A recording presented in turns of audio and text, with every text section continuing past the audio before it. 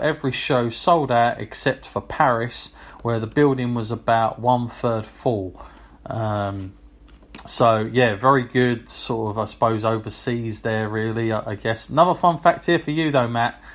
Suburban Commando was dropped on Friday in the vast majority of theatres. It ran in, and by the time you read this, its run should be over and could be labelled a box office flop. Reports Meltzer. Hollywood sources say Disney has lost all interest in Hogan as a box office attraction, and the failure of Commando at the gate is a serious blow to Hogan's future aspirations. So, that film, it didn't do so well, Matt. I've watched that film. I can't imagine what it was like when the trailers kind of came on. I'd have to watch some of those and see what I was getting. Like, it's kind of one of those things, isn't it? When you go and watch a film and you get the trailers on before, and either something's going to hook you or it isn't. But I'm guessing for that one, Matt, that was probably quite cheesy. And you see this wrestler, because everybody knew Hulk Hogan as the wrestler. There's no doubt about it. But by this point, Matt, he'd already done his no holds barred, and I think maybe that sort of stuck in everyone's memory. Of course, the film that he really got over in was one that he really didn't have much of a starring role in, which was, of course, Rocky III. People remember that very fondly, but as Thunderlips. But of course, he's playing a wrestler, so it's not, is that acting or not? I mean, he's kind of playing very, very close to the mark, but. Suburban Commando, I don't know how much of a blow that would have been, because he still did go on and try things, didn't he? It certainly didn't stop him from trying, did it, Matt, that one? No, it didn't at all. And, I mean, we live in the days now where, rock dominates box offices, but, Hogan did try and kickstart that back in the day. I'm not sure the money was there as the level as it is today, but at least he was persistent. Yeah, this is interesting because at this point they're running house show matches with Flair and Hogan on top, Matt, and it's reported here that the WWF they'll be doing the $1 price increases because it's the Flair Hogan matches, so the tickets go up $1 more. Because you got that on the main event at this time, around this point. But yeah, I think at this point they were like testing the waters, the chemistry between the two at these house shows. They wanted to see what they were going to get, perhaps. But I want to jump now to November 4th, 1991. This is a taped event, and you can check this out on the network for anybody that wants to go in and see it. But sixth match. Bret Hart pins the Mountie to keep the title in 11 minutes 24 seconds. Jimmy Hart held Bret. The Mountie charged at him. Bret moved. The Mountie hit Jimmy, and Bret schoolboyed him. Mountie worked the match without his shirt and proved consciously that he's not on steroids, but reports Meltzer. This got a 1 star, so there you go. That's what Meltzer gave it. I didn't think it was quite that bad, but it certainly wasn't, technical greatness at the point. And also, it's worth pointing out that Bret Hart and The Undertaker had a match taped for Coliseum video only. Do you remember they used to do that, Matt? You used to get that. You used to buy like a WWF pay-per-view and it'd say like exclusive Coliseum video only, that nobody else has seen, apart from the live crowd, of course. That he got a match with The Undertaker, which, Undertaker was a very popular thing at the time, so it would have probably been quite a big deal. But yeah, they don't quite do that nowadays, I guess, Matt. I guess it's because of the network we get that elsewhere, I guess. No, we just have to wait for a DVD to come out that says unseen footage. Yeah. And then everyone's like, wow, let's buy that. But yeah, I definitely remember that back in the day with the Coliseum videos, and it was quite an interesting thing that they did, because even if you went to live shows and whatever, or you was watching it week in, week out on the TV, you would kind of feel that extra incentive to buy it. Yeah, and by the looks of it, that match would have been better than the one that was on there. Bret Hart is running a... Now, this is interesting because you think of Bret at this stage, Matt, it's like he's just starting out. I know he's the Intercontinental Champion, but in terms of Canada, Matt, Bret is like a flipping hero. I mean, this guy, he's all over the place. And no more than saying that is this statement here. Bret Hart is running a weekly pro wrestling column in the Calgary Sun newspaper. Now, he's already doing that at this point, Matt. That's quite a feat to already get his own bit, but it goes to show how big he was in Canada, Matt. Of course, we know he wrestled in Stampede, his dad's promotion, but do you think at this point, Matt, that WWF kind of knew what they had here with Bret, or do you think that at this point Vince was just testing the waters with this guy and, you know, he wasn't sold on this kind of wrestling being at the main events level? Like, I mean, in the sense that we knew Bret was a great wrestler, but Vince's image of main events was not like the wrestling Bret was putting on, I guess. Yeah, I mean, it's a desperate time for WWE at this time when, you know, like you said, about the steroids incident and like what they're going to be left with. And people like Bret, you know, they were amazing talents, and you know, definitely you just had to see him to know that wrestling talent was there.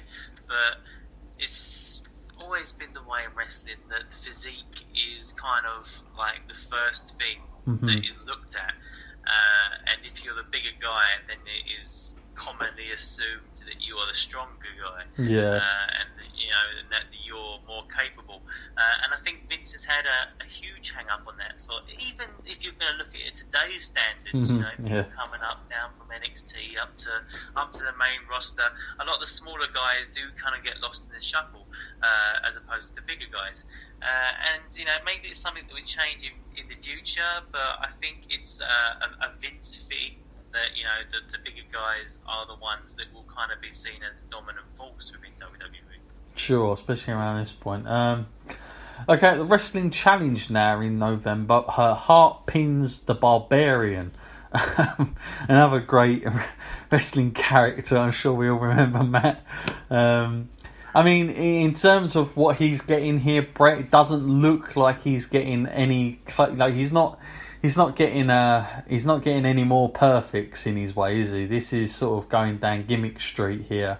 He seems like he's going through everybody who's not going to be able to do his style. But I guess it goes to show how good Bret was at just sort of adapting to people. But I don't know how good those matches were or what. But Meltzer does give it 3 stars, and so it couldn't have been that bad. Superstars taping as well on the 13th of the 11th. Finally, he gets a match with Ric Flair, and Flair beats Hart via count out in a match that went just under 20 minutes. And again, this was just an exclusive for Coliseum home video. Another reason to pick that up, as Matt said, it would entice you to do that. And apparently this match went down really, really well. This was just under 4 stars from Meltzer. So I think there was no doubt if you could put him in with another sort of half decent wrestler, Matt, Bret could literally live up to the expectations. And of course, nobody, when you think of Ric Flair's background with the NWA, that sort of background of where you had to really know what you were doing, when you think of where that belt come from and the prestige of it, Ric Flair certainly through the 70s lived up to that. So I guess it was a really nice little tester here for Bret to see just how good he really was going up against someone like Ric Flair for these kind of matches. December 2nd now, 91, and we have a match here where Bret Hart pins the Mountie to retain the Intercontinental title.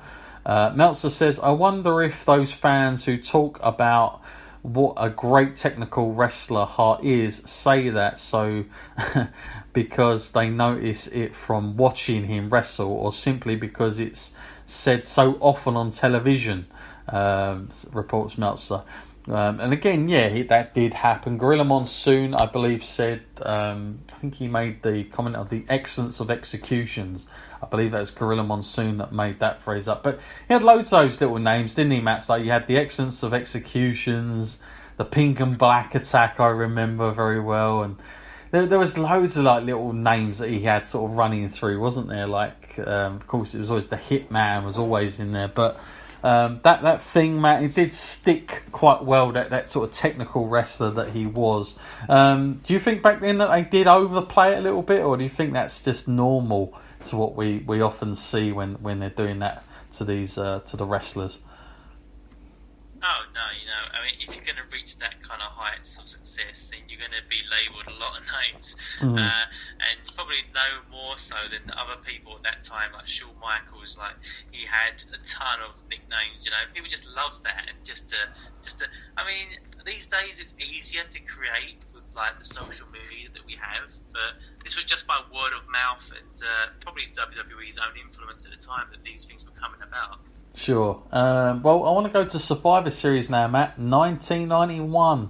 And Bret would be involved in the traditional Survivor Series match. I don't know if you remember this one, Matt, but they were at first. It was Ric Flair, Ted DiBiase, the Mountie, and the Warlord.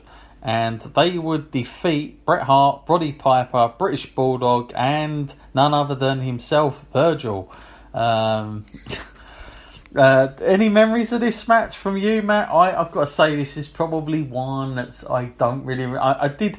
I have gone back on it many a times, years back when I was huge. Of course, because I always used to try and check out anything I could with Bret. But this isn't a match that sticks out as being too fantastic when you go back on this. But any memories of that from you, Matt, of Survivor Series for Bret on this one, 91? Gotta say, off the top of my head, I'm like you, it's eluded me. I mean, no doubt we've seen it many times, but it's kind of one of those ones where you look on the back of the box and you're like, oh, really? Yeah, it's very random. Maybe I'll see it, maybe I won't, I don't know. Yeah, I think it's a very random type thing, isn't it? Now, then we go to Tuesday night in Texas pay-per-view, and again, this is on the network. You can check this out when this took place as well. This was on the 3rd of the 12th in San Antonio before a sellout crowd of 8,000 fans. Announced, by the way, as 20,000 fans by Gorilla Monsoon several times during the show. I always said would have to do that when they might exaggerate, but not just exaggerate, but exaggerate it by 12,000 more than what's actually in there. But Bret Hart would be first on that night as well. And who would be his opponent, Matt? Any ideas at this point? Yep, it was Skinner. Oh, man. A match. It's like he's gone downgraded from Warlord now. Yeah. It seems like all these opponents, and I didn't really notice this when I was logging all this stuff, but now we're going through, I'm thinking, like, other than, of course he's had that Coliseum home video exclusive with Ric Flair, but other than that, I mean, he is getting handed quite awkward people here, I can imagine. Like, this is a hard act to put up here, defending this belt against these guys. But Skinner, that match went 30 minutes 46 seconds. Meltzer reports it started out kind of slow since Skinner is pretty well past washed up, but Hart carried it to a decent match with a lot of near falls towards the end before Skinner took a bump off the top rope and submitted to the sharpshooter.